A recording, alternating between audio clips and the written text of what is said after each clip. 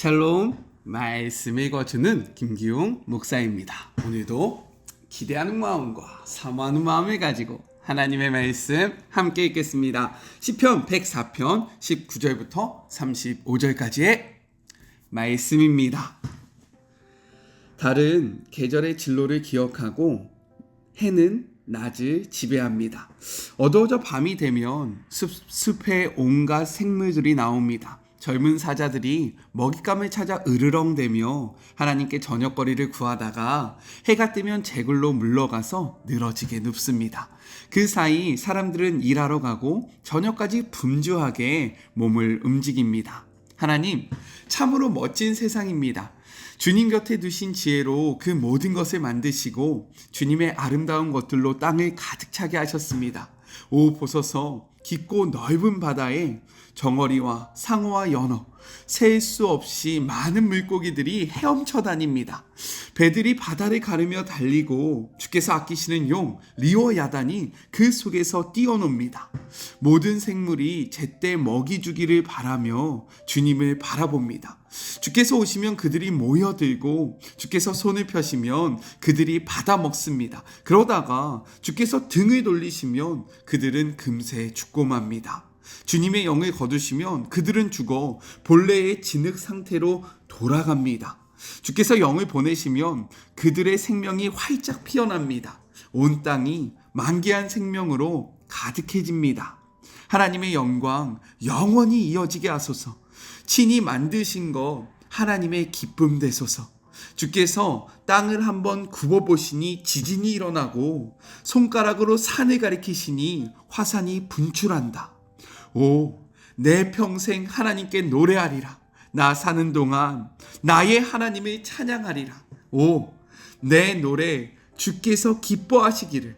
하나님께 노래하는 것 얼마나 기쁜 일인가. 그러나 죄인들은 이 땅에서 없애주소서. 사악한 자들이 더 이상 붙어있지 못하게 하소서. 오, 내 영혼아, 하나님을 찬양하여라. 이것은 하나님의 말씀입니다. 오늘 말씀은 어제 묵상했던 시편 104편의 후반부입니다. 그렇기 때문에 시편 104편의 전반적인 내용을 좀 알고 싶으면 어저께 영상을 묵상하지 못하신 분들은 어제 영상을 먼저 보시고 오늘의 말씀을 묵상하면 이해가 더 편하실 것 같습니다. 어저께 제가 시편 104편과 창세기의 그 창조의 구조가 대략적으로 비슷하다라고 이야기했는데 혹시 기억하십니까? 기억 잘 안 나시죠? 그래서 제가 표를 다시 한번 보여드릴게요. 짠! 네. 어저께까지가 첫째 날부터 셋째 날까지의 그 내용이 담겨져 있다면 오늘은요, 넷째 날부터 일곱째 날까지의 내용이 담겨져 있다라고 생각해 보시면 됩니다. 이 표가 필요하신 분들은 캡처를 하시면 좋을 것 같아요. 이것에 대해서는 어저께 이야기했기 때문에 더 이상 이야기하지는 않겠습니다. 이제 표를 내려주시고 이것이 꼭 들어맞는다 라고 이야기할 수는 없으나 이렇게도 구분할 수 있다 정도를 기억해 주시면 감사할 것 같아요. 오늘 말씀을 통해서는요, 세 가지를 함께 기억하며 나눴으면 좋겠습니다. 먼저 첫 번째, 하나님이 만드신 질서에 대해서 이야기하고 있어요. 우리 19절의 말씀 같이 한번 보겠습니다. 여호와께서 달로 절기를 정하심이요 해는 그 지는 때를 알도다 라고 이야기하고 있어요. 하나님은요, 해와 달로 절기와 그리고 날의 경계를 정하게 하셔서요, 사람이든 가축이든 모든 살아있는 것들이 일하고 쉬는 리듬을 갖게 하셨습니다. 낮에는 일을 하고요, 그리고 밤에는 자게 하셨어요. 또 동물들은 낮에는 뜨거운 기운에 자게 하시고 밤에는 먹이를 찾아 움직이게 하셨다라는 거예요. 이것이 하나님께서 세우신 질서라는 거죠.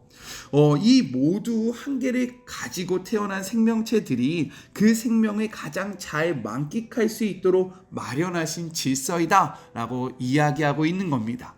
그런데요, 우리는 하나님께서 세우신 질서를 무너뜨렸다라는 거죠. 어저께 몇 시에 주무셨습니까?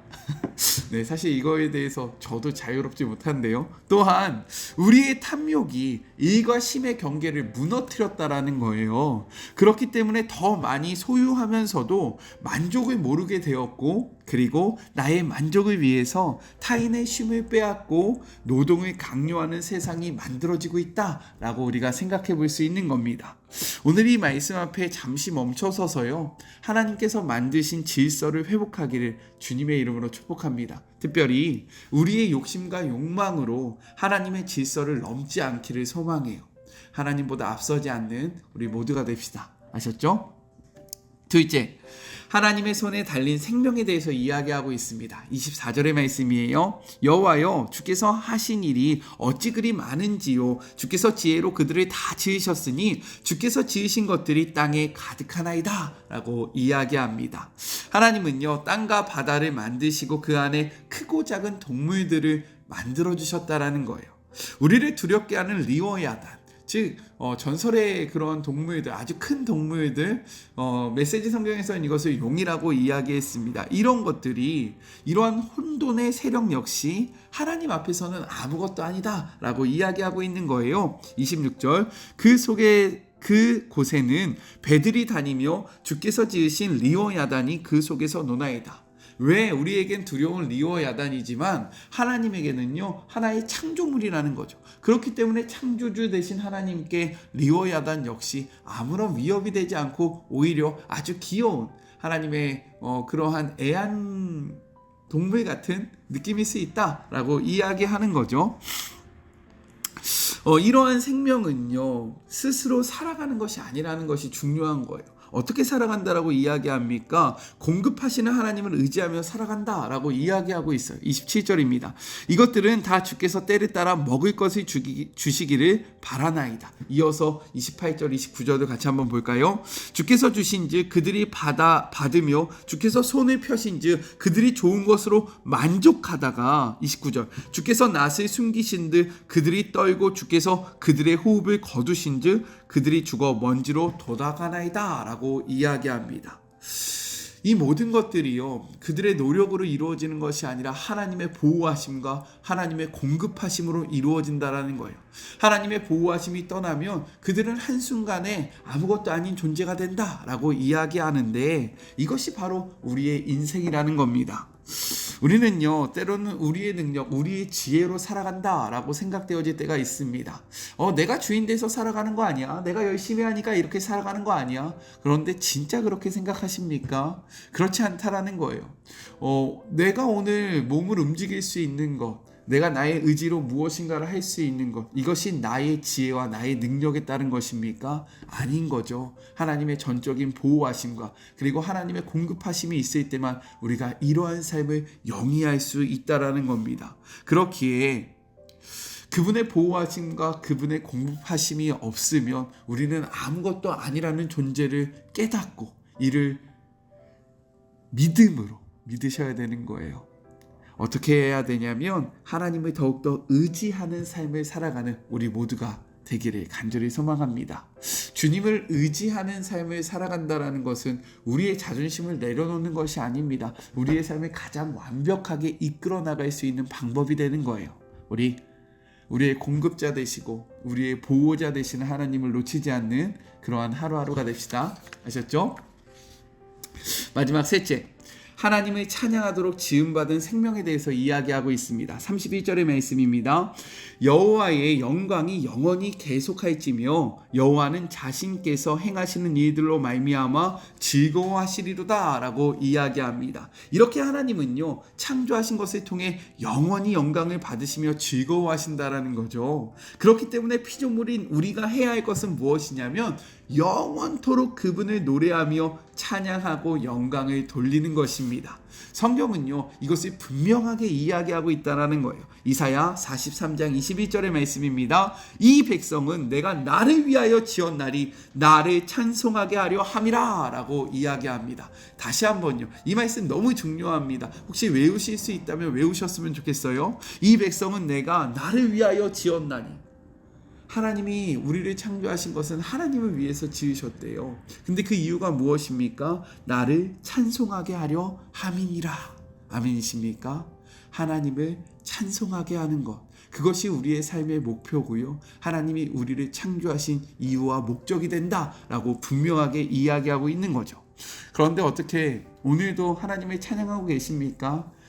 우리의 삶 속에서는 하나님을 찬양할 때보다는 불평하고 불만족스러워할 때, 원망할 때, 그럴 때가 더 많잖아요. 저는 그때마다 생각하는 말씀 구절이 있습니다.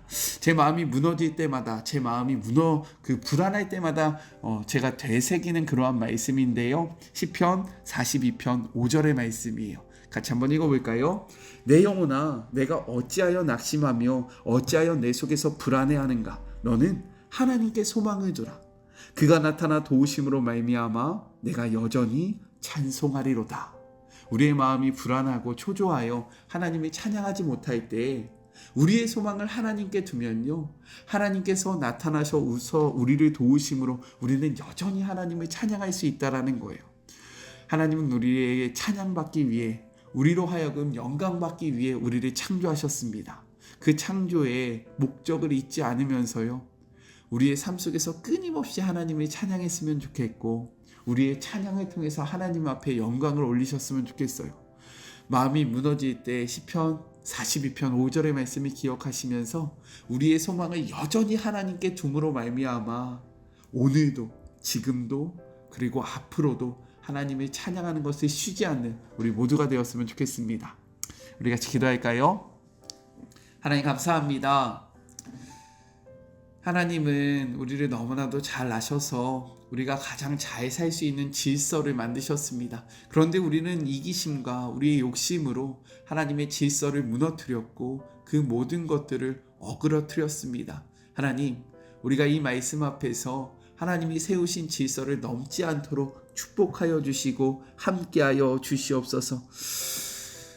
우리는 오늘도 우리의 힘으로 살아가는 것이 아니라 하나님의 공급하심과 하나님의 보호하심으로 살아가는 것입니다. 주님, 우리가 이를 인정하며 우리의 공급자 되시고 우리의 보호자 되시는 하나님을 더욱더 의지하게 하여 주시옵시고, 하나님이 우리를 창조하신 이유가 무엇입니까? 우리를 통하여 영광받기 위하여 창조하셨다라고 말씀하고 있습니다. 그런데 우리는 불평할 때가 많고 불만을 하나님 앞에 아뢰 때가 더욱더 많음을 정말로 고백합니다. 주님, 우리의 마음이 불안할 때 우리가 여전히 하나님을 바라봄으로 우리를 도우시는 그 하나님을 오늘도 찬양하기를 소망하오니 우리의 평생 속에서 주님을 향한 찬양이 멈춰지지 않도록 축복하여 주시옵소서. 4월 한 달도 보호하여 주심에 감사합니다. 하나님, 5월 한 달도 주님께서 붙잡아 주시고 매일매일 말씀을 의지하며 말씀과 동행하며 승리하는 주의 모든 자녀들 되게 하여 주시옵소서.